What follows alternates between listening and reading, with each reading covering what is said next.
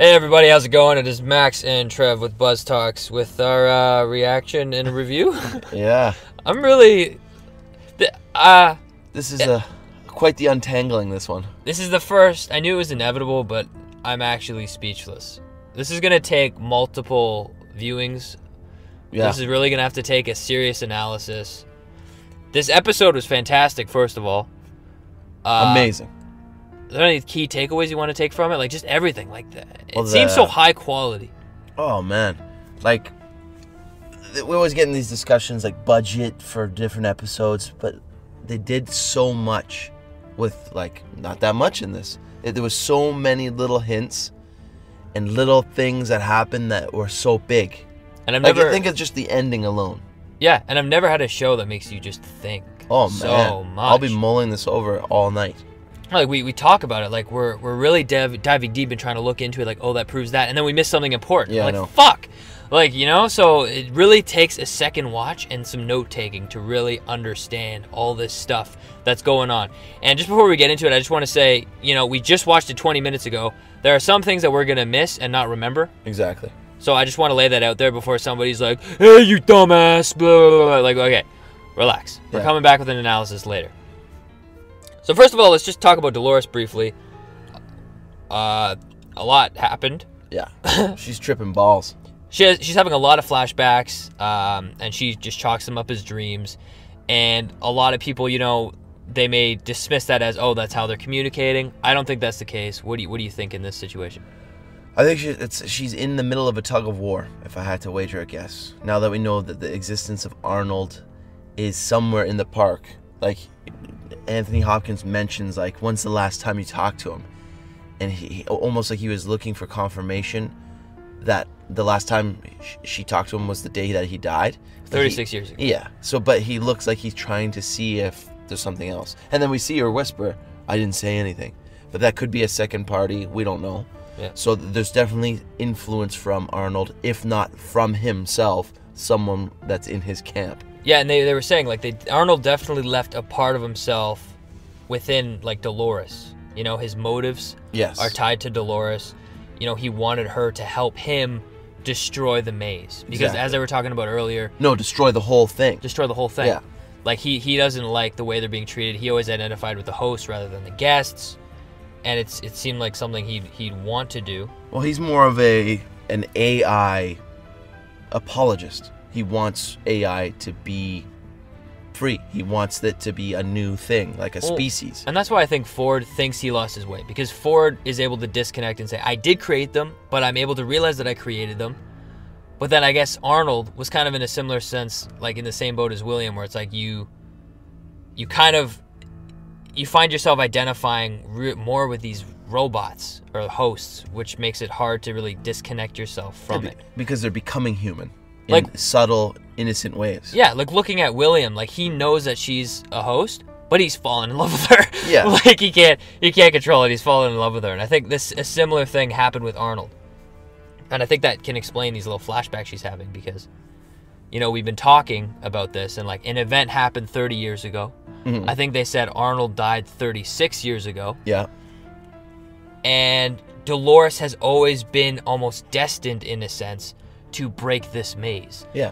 And so she's the most repaired, and she's the oldest android or host in the whole park. Yeah, so she's dark-coded to try and break free the whole time, and maybe William is the first chance that she got really close to breaking out? Exactly, that's what I'm thinking. This isn't the first time she's breaking out, like when she went off script and left. We're seeing her go through it. We see her going through it in the past with William, and then we're also seeing her go through it again in present. Yeah, but we haven't seen too much of her in the present, though. It's almost like she whispered to Maeve, and that has been really the end of her timeline, other than flashbacks, maybe. And again, it's all trying to resolve our timeline theory. Yeah. Right? So it's a tough sell because I was mentioning to Max, every time we see something that confirms it for us, we see something that then makes us question it. But it's one of these things that it's always going to happen. And I feel like in any show, you're not supposed to know a big twist like this so early on. So there's so there's like a whole list of things that are supposed to flash back on big moments, so the little moments don't really count, but we're looking at the little moments, so it all is crazy in our heads right now. But I think if you look at it through a critical eye, I think it all fits. I'm 100% saying it's true, and I've been saying that for a while. Yeah. But yeah, and I think, you know, this her episode dreams, sort of confirmed it for me the most. And her dreams, you know, she's going through this again, you know, with William. I think it's like the first time she's really getting these dreams. Yeah. And she's approaching this place, this maze with William. Yeah. And I think what's going to happen is she's going to almost get close, and I think William might have to stop her because he's going to kind of pull himself away from it and be like, wait, like, what the hell am I doing here? Like, and maybe that's where he'll be guilt, and then he'll see her again after she died, and then he'll kind of be like starting from scratch. It's like a whole weird thing. I have a totally different take on this. I have her in my mind, she's on the path of the maze and didn't realize she was back then. So now it's almost like she's being told to remember. So this could be a time where we're seeing it from her perspective, that she was on the path before, but didn't pick up on the clues. Like we see the maze brand on the coffin. Yeah. That could be her remembering, oh yeah, it was with William during my Breaking Bad moment, and I didn't notice it then, and didn't understand what it meant back then. But now that I've been told, I remember it. And that's why she's being told remember, because she needs to be going back. Yeah, she needs to continue on her path because she was so close before. Yeah. And that's her whole journey. And William went there with her, like, in the first time. But it's like, that's why Dolores is so significant, is like forever they've been saying, like, she's been a damsel in distress. We even said that in the first episode. She's a damsel in distress character. Exactly. And she's finally, like, breaking away from that. And Ford programmed Teddy to keep her on loop. Yeah. And it's almost like he's trying to protect Dolores from doing what she's meant to do. Exactly. Which is seek out either Arnold or seek out the maze or seek out whatever he had in store for her. Which makes me think, why would Ford keep her around for this long? You know, if he's trying to keep tabs on her and try and keep her in her loop, why doesn't he just get rid of her? Yeah, that's what I started thinking about as well. Because it seems to me Ford can't let go of Dolores. Like, he could easily just chuck her in the incinerator like we see Rock Smasher guy. Yeah. He's ready for the incinerator. So there's something definitely special or nostalgic or sentimental about Dolores. We were talking, it could be his wife, like as in the image, like she was created in the image of his wife or love interest at the time. And here's my logic behind that. Sister maybe, but more I'm leaning on a wife. Yeah, because I'm thinking Arnold's point of view in this time when he thinks that, you know, he's not happy with the way Westworld is going, would either take a android or host that's in Ford's wife's image or create one that's in Ford's wife's image, so it makes it almost impossible for Ford collateral to do something against it. Yeah. So it's this thing that he doesn't want to harm, but it's something that he kind of needs to stop in a sense. Yeah, and Arnold sounds very psychiatric, like he's like a psychologist type from what we've learned from him. So he would know how to do these little manipulative things in order for his motives and his plan to go in place. Like, obviously, Dolores, like I said, could have been thrown out, but we also know she's been reprogrammed so many times that it seems like Ford is actually trying to cover this tracks or cover up what's happening. And even to this day, which we can agree is the same timeline because it's old Ford, saying he's like double checking Dolores's logs to make sure that what he's erased or what she's programmed now is still in place. But he still doesn't seem confident in it. You know what? You could almost say that, you know, Ford is responsible for Dolores going off code, going off loop, because he got Teddy captured. Yeah, but I figure in my mind it's a tug of war. I think Ford has now realized he can't fight Arnold's plan and is in a tug of war with Arnold's plan. So he's programmed her to do this, to search for the maze, because I think he wants to find the maze so he can eliminate it. So he's watching, as we'll get into next, every single move that everybody is doing because he wants to get there first. He wants to know, he wants to eliminate it, and it's now Dolores is having all these feelings, because she's getting pulled from left to right. She's saying, realize this, but at the same time, look for the maze from Bernard. And we have all these different conflicting motives for her that are making her literally trip out. She's seeing herself in crowds. She's seeing herself turn into, like, or the fortune teller turns into her.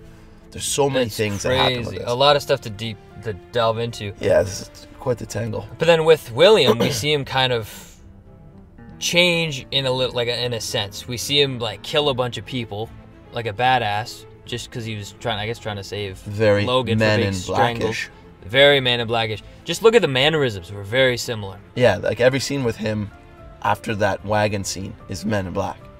Like the way he shoots them all, and then the way he holsters, and then the little thing that he did to Lawrence at the end. It seemed like, okay, that's 100%. What did you do to Lawrence?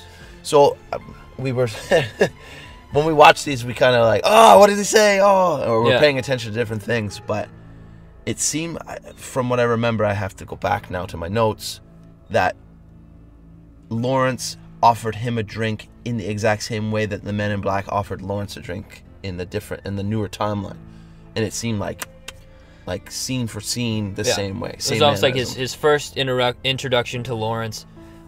He respects Lawrence because he was the first guy to not really respect him. He gave him shit if he deserved it. Yeah. And then we see Lawrence kind of hit him with that remark. Yeah. And then we see in the scene before the Man in Black give Lawrence that same remark. Exactly. Almost like a nod to remember our past, like, friendship. Yeah. Our past time together. And Lawrence is the biggest red flag here. He was killed, and then the next scene we see him over in whatever that crazy town with the is. scarf. It's like the show's really trying to throw you off the track. It's trying to throw you off the track. They're trying to make you think, oh, so they just took Lawrence and they threw him in this storyline. Yeah.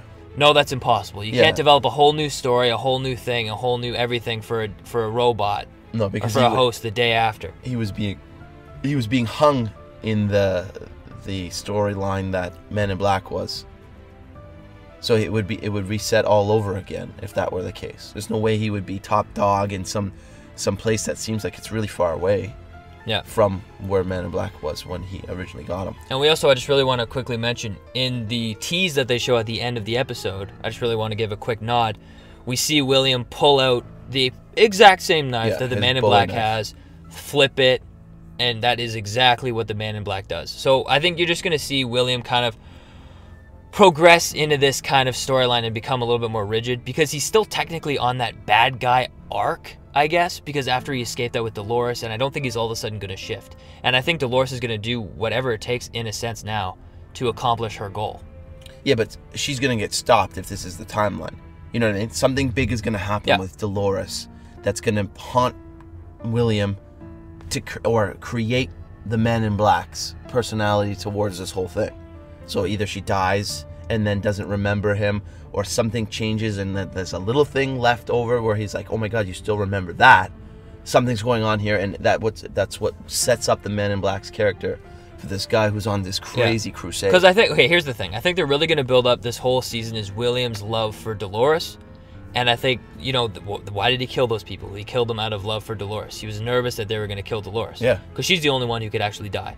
Yeah. So I think what's really going to break him is heartbreak. So I think she's going to die or something, and then he's going to feel terrible, and he's going to want to go back to see her, and she's not going to remember him. Or someone else is going to be using her. Or Teddy's going to be in his spot. Yeah. Or something like that, and she's not going to remember him, and he's just going to be like, all the things that we've been through, and you don't remember me. It's going to be like this terrible thing, and that's what's going to lead to his spiral. Yeah, and that's another thing. Like, Teddy, we saw first scene was William.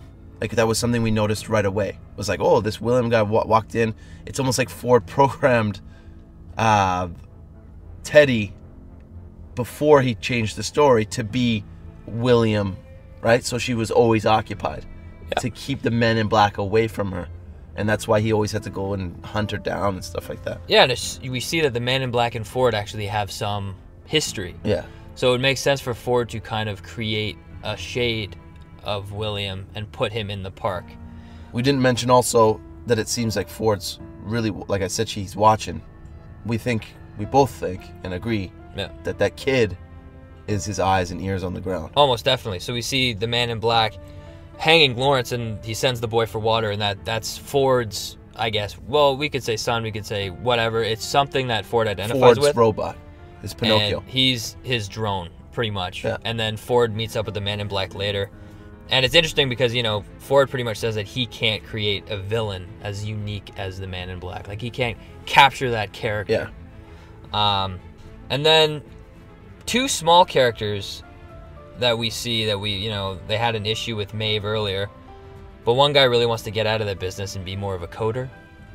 Yeah. And we see him trying to repair this bird. And he finally gets it to work, and he's all excited. And the big deal is that Maeve actually kind of wakes up and kind of catches the bird and says, like, we need to talk. Yeah.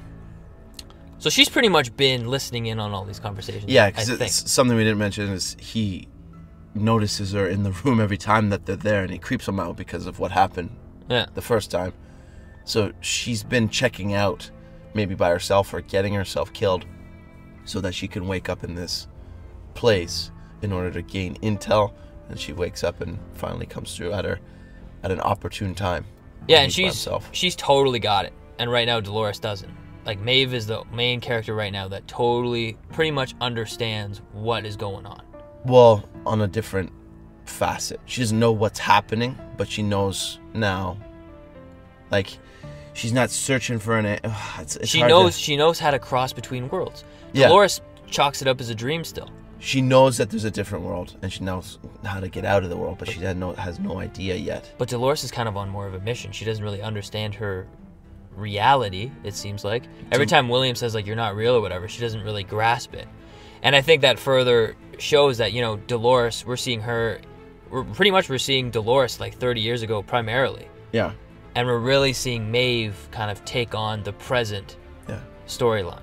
Because she spread the virus words to her.